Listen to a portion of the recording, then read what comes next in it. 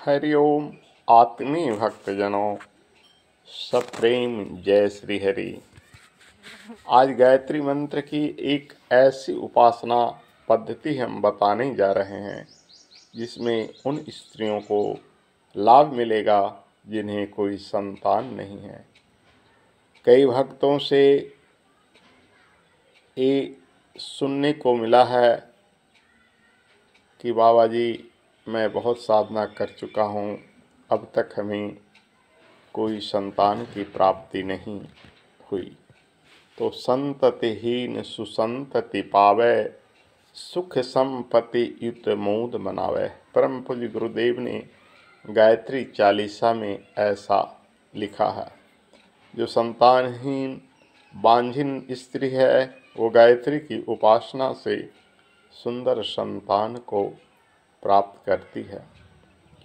तो आइए हम गायत्री मंत्र की वो उपासना बताने जा रहे हैं जिससे आप मनचाहा संतान प्राप्त कर सकते हैं। जैसे माता कुंती ने कर्ण को पाया गायत्री उपासना से, वो मंत्र गायत्री ही था जिससे सूर्य प्रकट हुए थे। सूर्य यानी गायत्री के देवता।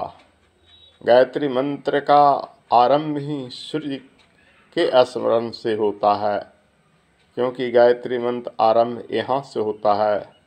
तत्सवितुर्वरेण्यं भर्गो देवस्य धीमहि धियो यो नः प्रचोदयात्। तत् माने उस सवितु माने सूर्य, वरेण्यम यानी श्रेष्ठ, और श्रेष्ठ देवता सूर्य को यानी विष्णु नारायण जो हैं सूर्य नारायण बन के आकाश में चमकते हैं।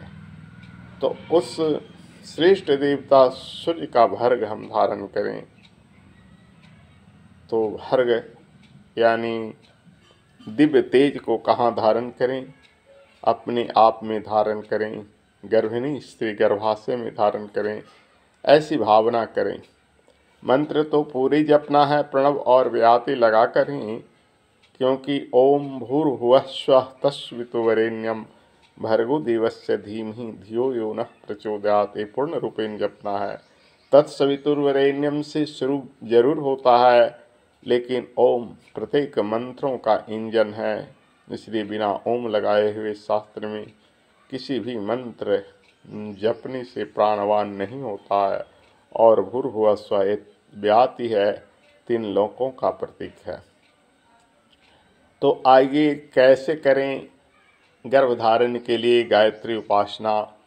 ये उपासना उन स्त्रियों के लिए है जिन्हें कोई संतान प्राप्त नहीं हो रही है, या गर्भाशय रक्तस्राव के कारण या गर्भस्राव हो जाता है जिसे मिसकैरेज कहते हैं, गर्भ का गिर जाना, या किन्हीं कारणों से गर्भधारण नहीं कर पा रही हैं। तो वैसे स्त्री कैसे उपासना करें? तो इसके लिए गायत्री की पुस्तक में गुरुदेव ने लिखा है कि स्त्री ब्रह्म मुहूर्त की वेला में स्नान करे और अपनी छत पर एकांत में खड़े होकर गायत्री मंत्र जप करे। एक वस्त्र में, वस्त्र सूती का हो, पतला हो, सिर्फ एक वस्त्र हो, और वो खड़ी होकर भगवान सूर्य का ध्यान करे। और सूर्य की ध्यान करते हुए सूर्य मंडल में वेद माता गायत्री हंसवाहिनी स्वरूप का ध्यान करे। एक हाथ में पुस्तक, एक हाथ में कमंडल, हंस पर सवार मैया गायत्री विराजमान हैं सूर्य के गोलाकार घेरे में, और उनसे एक दिव्य प्रकाश निकल के आ रहा है जो उस साधिका के संपूर्ण शरीर को प्रकाशित करे।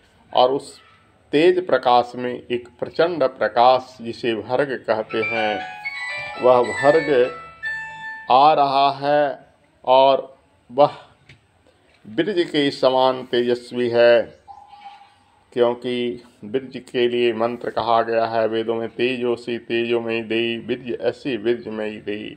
तो सूर्य का वो तेज वीर्य स्वरूप उसके गर्भ में धारण हो रहा है। ऐसी भावना करे, ऐसे ध्यान करे कि सूर्य का वो तेज उसके गर्भाशय में योनि प्रदेश से प्रवेश करके एक सुंदर तेजस्वी बालक का स्वरूप बन रहा है। ऐसा ध्यान मन में करते हुए आंखें मूंद कर, कभी आंखें खोलकर अगर सूर्य को देखने में सक्षम हो तो कुछ सेकंड के लिए ध्यान दे, हाथ जोड़कर प्रणाम करे और सूर्य का वो तेज अपने आप में धारण करे। ऐसा तब तक करे जब तक कि वो गर्भधारण न कर ले। गर्भधारण करने के बाद वो अपने कमरे में आसन पर बैठ के करे। जब तक गर्भधारण न करे तब तक छत पर खड़ी होकर करे, या एक और विधि है जो आज संभव नहीं है, किसी जलाशय में कमर तक जल में खड़े होकर सूर्य के प्रकाश में ये सारी जैसे बता चुका हूँ वैसा ध्यान करे। लेकिन आज जलाशय सुविधा नहीं है, आज नल है, नलकूप है, इस कारण से लोग घरों में स्नान करते हैं, तो छत पर ही करे तो सर्वोत्तम। अगर छत उपलब्ध न हो तो घर के आंगन में करे, अगर वो भी उपलब्ध न हो तो अपने कमरे में बंद होकर वहाँ करे जहाँ खिड़की से सूर्य की प्रकाश आ रही हो। इतनी सुविधा मैंने बताया, इसे करके देखे। और कुछ अगर विधियाँ छूट गई हो तो हमसे बात करें 620-287-1893 620-287-1893 पर। पूजा का विधि विधान के लिए गायत्री महाविज्ञान गायत्री साधना पद्धति खरीद ले, जिसमें आचमन, न्यास, प्राणायाम, सारी विधि विधान, आवाहन, विसर्जन सब कुछ दिया हुआ रहता है। उसके अनुकूल करे। जब गर्भधारण हो तो एक छोटा सा सोने या चांदी की कवच बना ले और उसमें गंगा जल भर दे और गायत्री कवच सावित्री में सिरह पातु शिखायाम अमृतेश्वरी, ये पूरा का पूरा मैं सिर्फ हेडलाइन बता रहा हूँ, उसे पढ़कर उस जल को धारण कर ले, ताकि गर्भ में जो बच्चा है वो कवच के द्वारा कवच कुंडल के जैसा कर्ण के समान तेजस्वी और सुरक्षित हो। बस हरिओम तत्सत।